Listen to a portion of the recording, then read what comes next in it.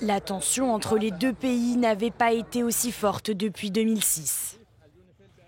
Israël a mené jusque tard dans la nuit de jeudi à vendredi des raids dans le sud du Liban, fief du Hezbollah.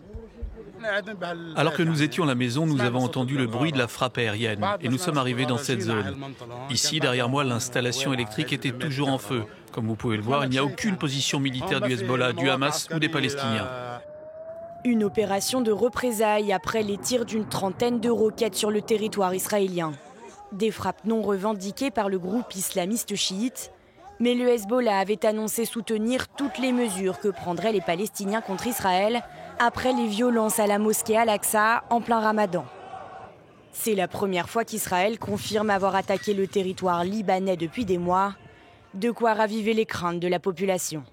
Nous sommes dans un état de panique. Depuis 2006, c'était la paix, c'était calme. Mais maintenant, c'est très surprenant. Car techniquement, le Liban et Israël sont toujours en état de guerre. Le territoire frontalier est placé sous l'égide de la force intérimaire des Nations Unies, qui a affirmé vendredi matin que les deux pays ne voulaient pas la guerre. Pas de guerre, mais des tensions toujours plus fortes, notamment avec l'Iran, allié historique du Hezbollah. Plusieurs frappes sur des infrastructures iraniennes ces dernières semaines sont imputées à Israël. Avec la reprise des négociations sur le nucléaire de la République islamique, l'étau se resserre autour de l'État hébreu.